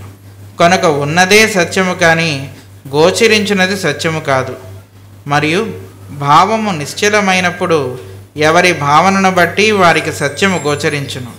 ఆ భావమే సత్యముగా కనిపించును. కనిపించుటయే కాదు, వారికది సత్యమగును. వారికందు పరిష్కారము లభించును. ఉన్నది అవ్యక్తము, దర్శనమిచ్చున్నది భావన. ఎవరి భావన రూపమున వారిని అనుగ్రహింతును.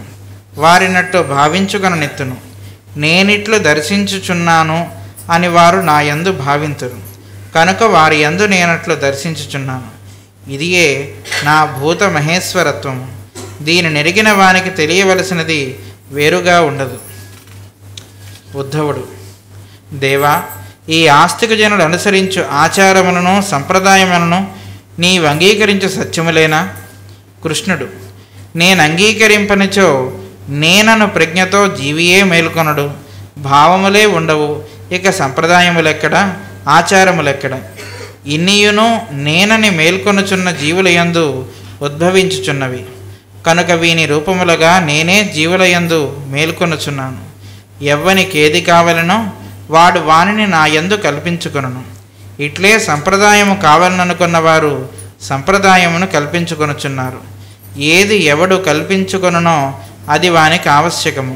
వ్రతములు, వేద యజ్ఞ అధ్యయనాదులు ఇట్టివే. వానికి గమ్యము నేనే. ఉద్ధవుడు: దేవా, తపో, దాన, శౌచ, దయాది గుణములు ఇట్లే నీ యందు జీవులు కల్పించుకొనినవా లేక ప్రకృతి సిద్ధములా? కృష్ణుడు: నా ప్రకృతి నుండియే జీవులు ఉద్భవించుచున్నారు. ప్రకృతి సిద్ధము కాని దానికి అస్తిత్వం ఉండదు. ఇక జీవుడెట్లు కల్పించుకొనును? వినుము. భూమికి క్షమాగుణము ప్రకృతి సిద్ధము. వాయువు జీవులకు ప్రాణదానము చేయుట ప్రకృతి సిద్ధము. జలమునకు శుచిత్వము కలిగించుట, తాపము తీర్చుట ప్రకృతి. అగ్నికి పవిత్రత, ప్రకాశము ప్రకృతి గుణములు. మేఘములకు అన్నదానము ప్రకృతి. ప్రకృతి నుండియే ఈ గుణములను నరుడు గ్రహించి దివ్యత్వం అంది తరించుచున్నాడు. ఉద్ధవుడు. ఇది పెద్ద చాప్టర్, చాలా పెద్ద చాప్టర్. ఇక్కడికి ముందు ఒకసారి ఎక్స్ప్లెయిన్ చేసుకున్నాం.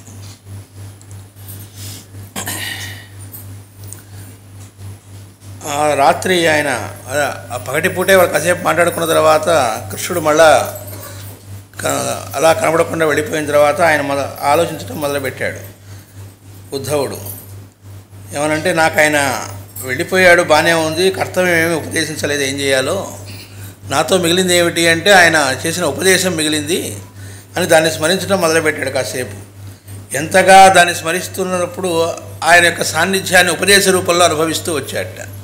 ఉపదేశ రూపంలో అనుభవిస్తున్నప్పటికీ కూడా అంతటి ఉద్ధవుడికి కూడా భౌతికంగా ఆయనతో దర్శన స్పర్శన సంభాషణాదులు ఏదైతే ఉన్నాయో అది మళ్ళీ కావాలని కోరిక కలిగిందట. అందుకని ఏమైనా కానీ మళ్ళీ ఆయన్ని ఈ దేహం ఉన్నంత వరకు అలా అన్వేషించడం చేస్తూనే ఉంటాను పడిపోయేదా, కానీ మళ్ళీ అన్వేషిస్తూ వచ్చాడు. అలా వెళుతూ ఉండగా ఒకచోట స్వామి పాదముద్రలు కనబడ్డాయి ఒక తడిగా ఉన్నటువంటి ఒక ప్రాంతంలో. ఆహా అని చెప్పి వాటన్నిటినీ అలా తీసుకొని నెత్తిన చేసుకున్నాడు. మళ్ళీ వెంటనే అయ్యో పాడు చేసేసుకున్నానే స్వామి పాదముద్రలు అని అక్కడ మళ్ళా అందరూ కూడా ఏం జరుగుతుంటే ఆయన అడుగుజాడటువంటి రదల్చిన వాడు ఆయన ఏర్పరిచిన మార్గంలో చెదరగొట్టుకొని ఆయన ఏ మార్గంలో మనకి ఇచ్చాడో దాన్ని మనమే చెదరగొట్టుకొని దుఃఖిస్తూ ఉంటాంట. ఎంత ఇది వివేకమా అంటే ఇది శాశ్వతమైన సత్యాలు. అంటే అక్కడ ఒక కథలో భాగంలాగా మనకు కనబడుతుంది ఆ వాక్యాలు. అంటే గురువు ఎప్పుడూ మార్గాన్ని ఉపదేశిస్తూనే ఉంటాడు. ఆ మార్గంలో నుంచి మనమే పాడు చేసుకొని మళ్ళీ అయ్యో ఆయన దొరకకుండా పోయాడని బాధపడటం అనేటువంటిది ఎంతోమంది భక్తులకి అనేక జన్మల్లో జరుగుతూ వస్తూ ఉండేటువంటివే. రకరకాల రూపాల్లో గురువు రావటం, అక్కడ కొంతమంది ఇలాంటి పరిస్థితుల్లోకి వెళ్ళడం అనేటువంటిది శాశ్వత కథగా ఎప్పుడు జరుగుతూ ఉంటుంది అనేటువంటి దాన్ని ఇక్కడ తెలియజేశారు. అని ఇది జీవులకు సహజము కాబోలు అంటున్నాడు.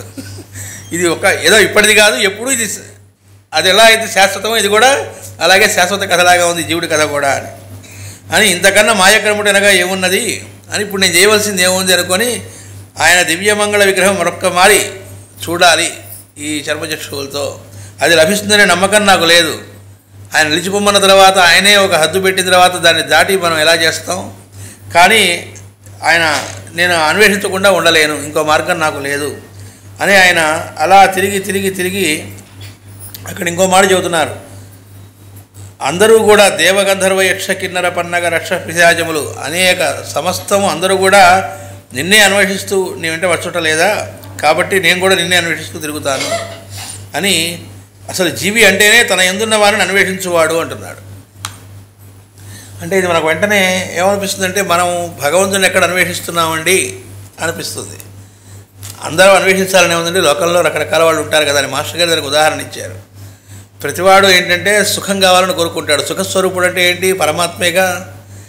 దానికోసం వాడు ఏం చేస్తాడు? సుఖం ఎందులో ఉందనుకుంటాడు అంటే ఒక్కోడు అనుకుంటాడట. ఒకడు ఒక ఆవిడని ప్రేమించి ఆవిడికి ఆనందపరిచడమే నా జీవితం అంతా జయం అనుకొని ఆవిడ కోసమని మంచి ప్యాలెస్ కట్టి ఆవిడకి ఏర్పాట్లను చేసి అలా జీవిస్తూ ఉంటాడట. ఆ రూపంలో వాడు చేస్తుంది అన్వేషణే, అది ఆ జన్మలోనే తెలియకపోవచ్చు. ఇంకోటి బిడ్డల కోసం పరితపిస్తాడు అట్లా. ఇంకోటి ఏం చేస్తాడంటే మా బంధుమిత్రాదులందరికీ మేము ఇలాంటి ఏర్పాటు చేయాలి, ఒకడు మా కులం వాళ్ళందరికీ, ఇలా నెమ్మదిగా వ్యాపిస్తూ ఉంటాడు. కాబట్టి అన్వేషణ అనేది ఏదో రూపంలో ఎప్పుడూ జరుగుతూనే ఉంటుంది, జరగకపోవడం అనేది ఉండదు. కాకపోతే అది ముందేమో తనది అనేటువంటి భావంలో ఉంటాడు. కాబట్టి అసలు జీవి అంటేనే తన యందున్న వారిని అన్వేషించువాడే అని ఏ మహామహులు నీ నిరంతర ధ్యానమయ జీవితము అనుభవించుచు జీవరాశులను తమ భక్తిభావమును సిక్తము చేయుచుండిరో అంటే వాళ్ళు ఎప్పుడు అలా చేస్తూ మిగతా వాళ్ళందరినీ కూడా అలాంటి మార్గంలోకి తీసుకెళ్లేవాడుగా ఉన్నారు. అలాంటి నారదాదులందరికీ నేను నమస్కరిస్తూ ఉన్నాను. అలాగే అందరికీ తరుణాపాయాన్ని చూపెడుతూ నీ నామాన్ని అందరికీ తెలియజేస్తున్నటువంటి సనకాదులకు కూడా నేను నమస్కరిస్తూ ఉన్నాను అంటూ ఇట్లా నేను తిరగడం అనేది వెర్రి కావచ్చు, వ్యామోహం కావచ్చు అంటూ అక్కడ చెబుతున్నారు. ఇలాంటి వ్యామోహం కోసం పరితపించిన వారు ఎందరో లేరు, ఎందరో ఉన్నారు, వాళ్ళలో నేను కూడా ఒకడిని అని, ఇది అజ్ఞానమైన సో నాకు అదే మరల ప్రసాదించము అంటున్నాడు అని. అక్కడ అద్భుతమైన మాట మాస్టర్ గారిది, నిన్ను చూడని జ్ఞానము కన్నా నిన్ను చూడగల అజ్ఞానమే నాకు చాలు. చాలా జ్ఞానం అంటే ఆయన చూడకపోయినా ఉండగలనే దానికంటే కూడా ఆయన చూసే అజ్ఞానమే మాకు కావాలి అంటున్నాడు. ఈ అజ్ఞానము నారదాది మునిందులకు కూడా లేదని చెప్పలేం కదా అంటే, కాబట్టి వాళ్ళు కూడా ఏదో వంక పెట్టుకొని ఏదో పని ఉన్నట్టుగా నారదాదులు కూడా వస్తూ ఉంటారు మాటికి కృష్ణుడి దగ్గరికి. కాబట్టి వాళ్ళకే ఆ అజ్ఞానం ఉన్నప్పుడు లేదని ఎట్లా చెప్తావు, వాళ్ళకి ఉంది, నేను కూడా వాళ్ళలో ఒకడిని కనుక మళ్ళా నీ మోహన రూపం కోసం ఆ వంశీనాథం వినటం కోసం మళ్ళా నేను తిరుగుతూనే ఉంటానని ఆ పగలు విరహపడి తిరిగేట, రాత్రంతా కూడా తిరిగేట. ఆ రాత్రి కూడా తిరిగిన తర్వాత మరోజు తెల్లారిన తర్వాత ఒక యువకుడి రూపంలో ఆయన సాక్షాత్కారం కలిగింది. ఆ వర్ణనంతా అక్కడ ఇచ్చారు మనకి దివ్యమంగళ విగ్రహాన్ని. మాస్టర్ గారు భాగవతరస్య ప్రకాశంలో కూడా 4వ భాగంలో వాళ్ళిద్దరికీ మైత్రేయుల వారికి ఉద్ధవుడికి ఆ దర్శనం ఇచ్చారని దాని విశేషాలను అక్కడ కూడా మనకు తెలియజేశారు. ఆ దివ్యమంగళ విగ్రహం ఎప్పటిదిట అంటే ప్రథమ సమాగం అప్పుడు నేను చిన్నపిల్లవాడిగా బాల్యసుకుడిగా పరిచయం అయినప్పుడు ఏ రూపంతో చూశాడో 100 ఏళ్ల కిందటి రూపాన్ని ఆయన మళ్ళీ అనుగ్రహించారు. ఆ అనుగ్రహించిన తర్వాత ఆయన అలా పరిగెత్తుకుంటూ వెళ్ళి ఆయన పాదాలపై పడి ఆక్రందనం చేసేట పిల్లవాడిలాగా. ఆ తర్వాత ఆయన ఇక మళ్ళీ మాయలో పెట్టడం, మన చిన్నప్పుడు ముచ్చట్లు చెప్పు, ఆ సల్లాపాలు చేయి, నీ ఆనందం కలిగించడానికి నేను మళ్ళీ దర్శనం ఇచ్చాను అంటే అప్పుడు ఆయన చెబుతున్నాడు, సల్లాపాలు చేసినా మాయలు చేసినా చిత్రకులు చేసినా లీలలు చూపెట్టినా నువ్వు చేయాలి కానీ మేము చేసేది ఏముంది, కాబట్టి నేను మాట్లాడడం కాదు నువ్వు మాట్లాడు నేను వింటానన్నాడు. అంటే అర్థం ఏంటంటే గురువు చెప్పింది మనం వినాలి తప్ప మనం గురువుకు చెప్పడం కాదు అని అక్కడ చెప్పడం. అనగానే ఇప్పుడు కృష్ణుడు నీ వలనే అభిలషించేవాడు ఇంకోడు ఉన్నాడు, అతడు కూడా నీ వలనే స్వప్నం నుంచి మేల్కాంచి నా వెంట వచ్చి నా పలుకులు వినటకు అభిలషించుతున్నాడు. అంటే ఇప్పటిదాకా స్వప్నం లాంటి స్థితి అది. ఈ దీనిలో నుంచి ఆయన దానిలోకి వెళ్ళడమే నిజమైన మెలకువ. ఆ మెలకువలోకి నీలాగే వచ్చినవాడు ఇంకోడు ఉన్నాడు అన్నాడు. వాడు అతడే మైత్రేయుడు. వీళ్ళిద్దరు కాక ఇంకొకడు ఉన్నారు, అది కూడా చెబుతున్నారు. మరి ఒకడు పిడకల నుండి మేల్కాంచినట్లు ఇంకనూ కలగలుచున్నాడు. మేల్కాంచాను అనుకుంటున్నాడు పిడకల నుంచి అని కలగలుచున్నాడు, ఆయన విదురుడు. అంటే కల్లో ఒక కల్లో ఉన్నాడు, ఒక కల్లో ఉంటే బయటకు వెంటనే వచ్చేయచ్చు. ఆ కళ్ళ లోపల ఇంకో కలగనున్నట్టు, అందులో ఆ కళ పిడకల్లాగా ఆ పిడకల నుంచి మెళుకు వచ్చినట్లుగాను అని అనగానే ఆ కళ్ళలోంచి బయటికి రాలే ఇంకాను. వాడు ఎవడంటే విదురుడు అన్నారు. మాస్టర్ గారు చెప్పారు, విదురుణ్ణి వీళ్ళకిలాగా తయారు చేద్దాం అనుకున్నట్ట, కానీ అతను తయారవ్వలేకపోయాడు, పరీక్షిత్తు రెడీ అయ్యాడు అని చెప్తారు. ఆ స్థితి పరీక్షిత్తు రెడీ అయ్యాట. అయితే ఈ అతడు కూడా నన్ను అన్వేషించు తీర్థయాత్రలు చేస్తున్నాడు అన్నాడు. ఈ అన్వేషణ మంతయు కలలోనే అనుభవిస్తున్నాడు. తను సకాలమున మేల్కాంచడం లేదని ప్రశ్నమును స్వప్నమునందే నన్ను అడుగుతున్నాడు. కాబట్టి నేను బదులు పలికినను వానికి అందదు, ఎందుకంటే స్వప్నంలో ఉన్నాడు కదా. ఇంతలోకి మైత్రేయుడు వచ్చాట. సరఖా మైత్రేయ ఏంటి ఆకస్మికం ఆగమనం అంటే నువ్వు ఎరిగింది ఏమున్నది అంటే మళ్ళా ఎరిగిన దాన్నే చెప్పవాలను కదా. ప్రతిసారి కూడా మైత్రేయుడు వచ్చినప్పుడు కృష్ణుడు మైత్రేయుడు మధ్యలో ఇదే మన మంత్రశాలలో అంతకుముందు నా నవనంలో కూడా మైత్రేయుడు ఎప్పుడు వచ్చిన కృష్ణుడి దగ్గరికి మొట్టమొదటి కృష్ణుడు సఖా మైత్రేయ ఏమీ ఆకస్మిక ఆగమనం అనేటువంటిదే అంటాడు. ఆయనేమో నీకు తెలియంది ఏముంది అంటాడు, తెలిసిన దాన్ని మళ్ళీ తెలియజెప్పను కానీ అంటాడు. ఒక క్యాచ్ వర్డ్స్ లాగా ఉంటాయి అన్నమాట ఇవి, ఒక సంకేతంతో కూడినటువంటి వర్డ్స్ లాగా ఈ వీళ్ళిద్దరికి మధ్య. అందుకనే ఒక చోట చెప్పాడు, అందరూ కృష్ణుడు వాళ్ళ దీంట్లో మాట్లాడతారు కానీ ఆ కృష్ణుడు ఏ దీంట్లో మాట్లాడుతున్నాడో ఆ దీంట్లో మాత్రం అందుకుని ఒక్క మైత్రేయుడు తప్ప ఇంకెవరు లేరన్నాడు. ఆయన ఏ స్థాయి నుంచి మాట్లాడతాడో అదే స్థాయిలో మళ్ళీ మాట్లాడగలిగేటువంటిది ఒక మైత్రేయుడే అని చెప్పారు. నారదుడు కానీ వ్యాసుడు కానీ వాళ్ళు కూడా కాదని చెప్పారు. మైత్రేయుడు అక్కడ అంటున్నాడు, నువ్వు నీలామానుష దేహుడిపై మాయలు ప్రశ్నించున్నట్లు తెల్లవారుజామున నాకు కల వచ్చింది. నువ్వు ఒక నవద్వారంగిన పురాన్ని నిర్మించి అందరిలో కొందరిని రక్షిస్తున్నావని, అందులో చాలా మాయా గృహాలు ఉన్నాయని, ఒక్కొక్కడే ఐంద్రజాలికుడు మెజిషియన్ వచ్చి గారడీ చేస్తున్నాడని, ఎముకల పోగులన్నీ తీసుకొచ్చి అస్థిపంజరాలు తయారు చేయడం చేస్తున్నాడని, అలా తయారు చేయబట్టి అస్థిపంజరాలని శాస్త్ర చర్చలు చేస్తూ ఉన్నాయని, అంటే జీవులని అర్థం అన్నమాట. నవద్వారాలతో ఉన్న జీవులు వచ్చి శాస్త్రాలు తయారు చేసుకోవడం, అవి చర్చించుకోవడం. నవద్వారాలతో ఉన్న అస్థిపంజరాలు అంటే ఎవరో కాదు మనమే. అయ్యి బాబాయ్ మన అస్థిపంజరాలు అంటాను ఇంకొకళ్ళు, మన అస్థిపంజరం ఉంది కాబట్టి లేకపోతే మనమే ఉండదు శరీరం. అంటే అదే మెయిన్ అనుకుంటూ ఉంటాం కదా, శాస్త్రచర్యలు చేసుకుంటూ కొంతమంది, లేకపోతే కొంతమంది చేసుకుంటూ పాలిటిక్స్ మాట్లాడుకుంటూ లోక వ్యవహారం అంటే ఇంకా అదే లోకం అంతా అన్నట్టుగా జీవించేవాళ్ళు, దాని గురించే మాట్లాడుకునేవాళ్ళు కొంతమంది. లేదా కొంతమంది లోకల్లో వాళ్ళ యొక్క బిజినెస్లో లేదా ఉద్యోగాలు వాటి గురించే మాట్లాడుకుంటూ ఇదే జీవితం అన్నట్టుగా రోజుకు 18 గంటలు 12 గంటలు పని చేసుకుంటూ దీనిలో నెక్స్ట్ ప్రమోషన్ ఎలా పొందాలి, నెక్స్ట్ ప్యాకేజ్ ఇంకో దానిలోకి ఎలా వెళ్ళాలి, ఈ లోపల లీకేజ్ అయిపోతుంది అనుకుంటూ ఈ లోపల మాస్టర్ గారు టైం లేకుండా హాస్పిటల్కి తీసుకెళ్లే లోపల వెళ్ళిపోతూ ఉంటాట ఆదుర్దాగా హడావుడిగా. సో దీంతో కొంతమంది ఏమో సంభాషణలో కుతూహలం చిక్కుకొని కొందరు శాస్త్రములు అభ్యసిస్తున్నారట. నెమ్మదిగా ఈ శాస్త్రాల్లో చిక్కుకోవడమే కూడా దాన్ని అభ్యసించడంలోకి వెళుతున్నారట కొంతమంది. ఇంకొంతమేమో ఆ లోక విహారాల్లో చిక్కుకొనుతున్నారట. దాంతో వాళ్ళకు కొత్త కర్తవ్యాలను ఏర్పరచుకుంటున్నారట. చెబుతుండే కదా మాకు కుదరదని, మాకు ఈ పనులు ఉన్నాయండి, మాకు ఆ పనులు ఉన్నాయండి అనుకుంటూ ఉంటామంటే మనకు పూసుకొని అనవసరంగా పులుముకొని తయారు చేసుకుంటూ ఉంటాయంట. అలా నెమ్మదిగా కార్యక్రమములను చట్రములుగా బిగించుకొనుచున్నాము. బిజీ అంటాం కదా, ఆ రకమైన జీవితాన్ని ఏర్పరచుకుంటాం. అలాగే సన్నివేశాలని కల్పించుకొని అన్నారు. సన్నివేశాలు అవి ఏర్పడవు, మనం కల్పించుకుంటున్నాం. భయ శోకములకు గురి అవుతున్నారట అని అక్కడ ఒక మాట వాడారు మాస్టర్ గారి. ఆ సన్నివేశములను ఆపదలని పేర్కొనుచున్నారు. వాళ్ళు సృష్టించుకునేటువంటి సన్నివేశాల్లో వాళ్ళు ఇరుక్కుని అందులో భయాలకి వాటిని లోనయి అవే ఆపదలు. ఈ ఆపదలు ఎవరు ఇచ్చాడు? భగవంతుడు మన పరీక్షించడానికి ఇచ్చాడు అనుకుంటారు. వాడికి అదే పనే అని ఆ భయభ్రాంతులై గిలగిల తన్నుకొనుస్తున్నారు. ఆ తన్నుకొనుటలో అస్థిపంజరములు విడిపోవచ్చున్నవి.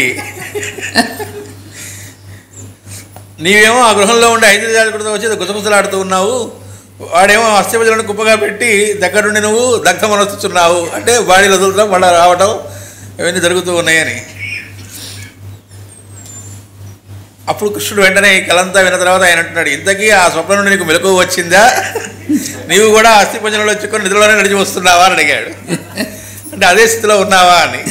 అంటే మెలకువ వచ్చింది కనుకనే నేను వెతుకుతున్నాను, లేకపోతే నేను కూడా అస్థిపంజరంలోనే వెతికి ఉండేవాడిని, అప్పుడు నీకు శిష్యుల్లో ఒకటి తక్కువ అయ్యేవాడు అని. ఇంతకీ ఆ ఇంద్రజాలికుడు ఎవడో అని అడిగాడు. నువ్వు ఎవరితో మాట్లాడుతున్నావు? ఆ ఇంద్రజాలికుడు ఎవడో అని అడిగారు. అడిగితే అతను నా ప్రియ శిష్యుడు, అతని పేరు అభ్యాసమూర్తి. నీకంటే సీనియర్ శిష్యుడు అన్నాడు. మాస్టర్ గారు ఈ సృష్టిలో ఇంతవరకు లేనటువంటిది ఇందులో జరిగింది, అదే అభ్యాసమూర్తి అని చెప్పారు. అది ఈ గ్రంథంలో ముందు మాటలోనే ఇస్తారు. ఒక్కొక్కళ్ళ ద్వారా ఎట్లా అభ్యాసమూర్తి అనేటువంటి వాడు ఆడిస్తూ ఉంటాడనేటువంటి దాన్ని మనం తరిచి జాగ్రత్తగా అధ్యయనం చేయాల్సి ఇందులో ఉంటుందని కూడా ఇచ్చారు ముందుగానే. అని నీకన్నా ముందు నుండియే నాకు అతని శిష్యుడు అని చెప్పాడు, సీనియర్ అని. అంటే ముసలి శిష్యుడు అయి ఉండవలను అని, నువ్వు చేసిన వినోదాలు చాలు, నీ వెంట వచ్చేటకు అనుమతి ఇవ్వు అని అడిగాడు ఆయన. చివరికి అసలు విషయంలోకి వచ్చాడు అన్నమాట. అనగానే కృష్ణుడు, మరి అట్లయితే నీ శిష్యులు శ్రావస్తి గుహల్లో తయారు చేస్తున్న శిష్యులు ఉన్నారు కదా, ఆ సంసారం పెంచుకున్నావు కదా, మరి వాళ్ళ సంగతి ఏమిటి అన్నాడు. ఇంతలోకి ఉద్ధవుడు అందుకొని, ఏమిటి ఈయనకు కూడా బంధం ఉన్నదా? ఈయనకే బంధం ఉంటే మెజర్ ఇంకా బాగుపడేవాడు ఎవడో అని అడుగుతున్నాడు. అంటే మనలాంటి వాడు అనుకుంటామంటే వాళ్ళ సంసారం ఇలాంటి సంసారం కాదు, అది మనలాంటిది కాదు. కానీ మనం అనుకుంటాం, మనం చేసారా, మనం ఒక గ్రూప్ తయారు చేసుకున్నాం. గ్రూపా వల్లగాడా పుట్టినే మనం వీడు అనుకుంటాడు మనం గ్రూప్ తయారు చేసుకున్నాం, ఈ గ్రూప్ అంతా నా వెనకాల నడుస్తారు, వెనకాల నడిచే ముందు నడిస్తే వీడు వీడు నడవడు అసలు ఎక్కడికి, ఉన్నతోటే ఉంటాడు ఎన్నేళ్ళైనా కూడా. మాయలో పడిపోయి ఎంత ఏర్పరచుకున్నవి అన్నీ అస్థిపంజరాలు ఏర్పరచుకున్నాం అనమాట. అందుకని మైత్రేయులు వారు చేసినటువంటిది అది కాదు, అందుకని చెప్పారు. మాస్టర్ గారు చూడంటారు, హైదరాబాద్లో రామకృష్ణ మఠాన్ని గురించి చెబుతూ స్వామి రంగనాథానంద అనేటువంటి ఆయన తపస్సంత ధార దానిలో మనం చూడొచ్చు. ఆయనకి తాపత్రయం ఉంది, ఆ తాపత్రయం మళ్ళాంటిది కాదు, లోకాన్ని ఉద్ధరించడానికి బాగుపడడానికి వచ్చిన తాపత్రయం అని. కాబట్టి వాడు భౌతికంగా ఉన్నా లేకపోయినా దాని ద్వారా అనేక మందికి సేవలు అందటం, అనేక మంది తరించడానికి మార్గం ఏర్పడటం అప్పటికి ఇప్పటికీ జరుగుతూ వచ్చింది అని. కాబట్టి అలాంటిది మైత్రేయులు వీళ్ళందరిది ఏంటంటే వాళ్ళ సంసారం మనం అనుకునే ఈ సంసారం బంధంతో కూడినటువంటిది కాదు, మిగతా వాళ్ళకి బంధాన్ని పోగొట్టడానికి ఏర్పడ్డ సంసారం. లేకపోతే ఏమవుతుందంటే ఇన్నేళ్ల నుంచి వీడికి ట్రైనింగ్ ఇస్తూ వచ్చాను, చివరికి వీళ్ళ ప్రవర్తించాడని వీడు ఏడుస్తాడు. వీడికి మిగిలిన ఏడుపు అనమాట. అప్పుడు కృష్ణుడు అంటున్నాడు, గురువును మించిన శిష్యులు ఉన్నారు కదా మరువు దేవాపి, ఇంకా మాట్లాడితే వాళ్ళ మించిన ప్రశిష్యుడు ఉన్నాడు జ్వాలాకులుడని. ఇక వాళ్ళు ఉన్నారు, వాళ్ళు మోక్ష విద్యను సంతర్పణం చేయగలరు. ఇక మైత్రేయునికే సంసార బాధ లేకున్నచో శ్రావస్తి గుహలోనే నన్ను వెతికి నా వెంట వచ్చి ఉండేవాడు, ఈ ద్వారకా తీరం దాకా ఎందుకు వస్తాడు? ఇతడు నా స్వప్నమున నేను కూడా అస్థిపంజరమును చిక్కుకుంటున్నట్టు దర్శింపలేదు కదా, లేనిచో నా అస్థిపంజరమును వెతుకుతూ ఇట్లా వచ్చును అని వాళ్ళ అంటున్నాడు ఆయన. అనగానే మైత్రేయుడు, నీ ముసలి శిష్యుని ప్రభావం ఇంకనూ మా మీద పనిచేస్తున్నది కాబోలు. ఎట్లా వచ్చామంటే అభ్యాసమూర్తి వల్లే, అంటే నిన్ను చుట్టమే మాకు అభ్యాసం, కాబట్టి ఆ ప్రభావంతో వచ్చామన్నమాట అన్నాడు. అనగానే కృష్ణుడు అంటున్నాడు, ఆ ముసలి శిష్యునికే ఈ నా దేహంపై వ్యామోహం సావలేదు అంటున్నాడు. అభ్యాసమూర్తి అనేటువంటి ఆయనకు కూడా, ఆయనకి మళ్ళీ తాతగా తగినాడు, అంటే పెద్దవాడు కదా, కాబట్టి ఆయనకే చావలేదు, నన్ను వదిలిపెట్టలేకపోతున్నాడు అని. అంటే కాబట్టే నువ్వు వాడికి కూడా గురువు కాగలిగావు, వాడికి నువ్వు అభ్యాసమూర్తి అన్నాడు. నీవు వాడికి అభ్యాసమూర్తివి, అతను మాకు అభ్యాసమూర్తి అయితే నువ్వు ఆ అభ్యాసమూర్తికే అభ్యాసమూర్తివి అని. అప్పుడు కృష్ణుడు చెబుతున్నాడు ఇక్కడ, నాది యోగాభ్యాసము. పూర్వ సంస్కారములు జీవికి దేహమును చిక్కుట ఎంత ఆవశ్యకములో చిక్కు తొలగించుకున్నటకు కూడా అంత ఆవశ్యకములు. అయితే ఈ చిక్కుకోవడంలోనేమో కోరికల సంస్కారం అభ్యాసం కావాలట. చిక్కుకోవడంలో కోరికల వల్ల చిక్కుకోవడం జరుగుతూ ఉంది, ఎక్స్పెక్టేషన్స్ వల్ల. యోగ సంస్కారం అభ్యాసం దేనికంటే చిక్కును తొలగించుకున్నటకు. అయితే ఈ రెండు సంస్కారములను తొలగటకు నా యందు సమర్పణ కావాలంట. ఎందుకంటే మంచి మంచి అభ్యాసంలోకి వెళ్ళామన్నా మళ్ళీ కొన్నాళ్ళేపటికి అందులో చిక్కుకోవడం అవుతుంది. అంటే ఇనప గొలుసులతో కట్టేపల్లి బంగారం గొలుసులో కట్టేశారన్నట్టుగా ఉంటుంది. ఏదైతే కట్టేయడానికి అని ఎట్లయినా అభ్యాసమూర్తి ఆవశ్యకత తప్పదు అన్నాడు ఆయన. ఆయన పెట్టిందే కదా సృష్టిలో. అనగానే అప్పుడు ఉద్ధవుడు అంటున్నాడు, నీ శిష్య వాత్సల్యం అట్లా వెలిగిపోవచ్చున్నది అని. నువ్వు పెట్టిన శిష్యుడే కదా ఆ అభ్యాసమూర్తి, కాబట్టి ఆయనకు ఆ రకమైనటువంటి ఇది ప్రసాదించావు అని. అప్పుడు ఆయన చెబుతున్నాడు, మీరు నన్ను చూస్తూ ఉంది మీ హృదయము నుండి. అంటే అక్కడ ఆయన ఇస్తున్న స్వరూపాన్ని వాళ్ళు తెలుసుంటే కేవలం భౌతికమైన కన్నులతో అని కాదు, అది ఆయన యుక్త వయస్సులో ఉన్నట్టుగా చూపెడుతున్నటువంటిది. ఇది కూడా భౌతికంగా కళ్ళు కనపడుతున్నట్టున్నా అక్కడ వాళ్ళు చూస్తూ ఉన్నది ఏమిటి అంటే, అక్కడ ఆయన ఏమి మాయ ఏమీ చేయలే. ఆయన ఏ వయసులో ఉన్నారో ఆ వయసులోనే ఉన్నారు, కానీ వాళ్ళకి మాత్రం అలా కనపడుతూ ఉన్నారు. అంటే ఎక్కడి నుంచి దర్శిస్తున్నారు? అది హృదయం నుండి. అందుకే చెబుతున్నారు, ఈ నా రూపం మీ హృదయగతమే కానీ నా దేహగతము కాదు. ఇప్పుడు ఈ దేహంలో అది లేదు, మీ హృదయంలోంచి మీరు నన్ను అలా చూస్తూ ఉన్నారు అన్నాడు. అని నేను ఏ రూపమైనను ఉందును, ఏ రూపంలో అయినా నేను ఉంటాను, చూచువారిని బట్టి నా రూపము భాషించును. అంటే ఎవరు ఎట్లా చూస్తారో, ఏ భావంతో చూస్తే ఎంత మాత్రము అని మనకు అన్నమయ్య కీర్తన ఉంది కదా, అట్లా ఎవరు ఎట్లా చూస్తే అట్లా కనపడతాడట. ఆయన ఇంతకీ ఏమిటి అంటే అన్నీ ఆయనే. మీ హృదయం నుండి రూపకల్పన చేసి చూసుకుంటున్న వాడెవరో మీ గురువు. లోపల నుంచి మీరు ఎవరిని చూస్తున్నారో అతనే మీకు గురువు. తనకు తానే గురువు అని గ్రహింపుడు. అంటే బయట ఎక్కడో లేడు, హృదయంలోనే నిరూపంగానే ఉన్నది ఎవరో వాడే నేను, అదే గురువు అని చెబుతున్నారు. అని ఇక్కడ ఆయన అనుగ్రహించినటువంటిది. చూడదలిచిన రూపములు అల్లుకొనుట మాని నన్ను చూసినట్టు చూపు మీకు ప్రసాదించితిని. ఎప్పటికైనా అన్ని సాధనలకు చివరికి పొందవలసిన స్థితి ఏమిటంటే అది. అంటే మనం లోకంలో మనం అనుకున్న దాన్ని చూస్తూ ఉన్నాం, ఎదుటి వాళ్ళలో ఆరోపించి, అక్కడ ఏదున్నదో చూడట్లేదు. మాస్టర్ గారు అంటారు, చూడదలుచుకున్నది చూడవలసినది అని. ఈ చూడదలుచుకున్న దానిలోంచి చూడవలసిన దానిలోకి వెళ్ళడం అనేటువంటి దాని మధ్యలో ఉన్నదంతా కూడా సిలబస్ అని చెప్పారు ఒక ఆధ్యాత్మిక సాధకుడికి అని. ఏమిటి సిలబస్ అంటే ఇక్కడి నుంచి ఇక్కడికి రావడం, చూడదలుచుకున్న దానిలోంచి చూడవలసిన దానిలోకి రావడం అని. అది అనుగ్రహించేట వాళ్ళకి. అంటే అక్కడ ఏది ఉందో అది చూడటం, ఏముంటుంది అందరిలో ఉంది పరమాత్మే కదా, ఆ దర్శించే స్థితిని ఇచ్చారు అని. సమయం దాటింది. వాసుదేవ.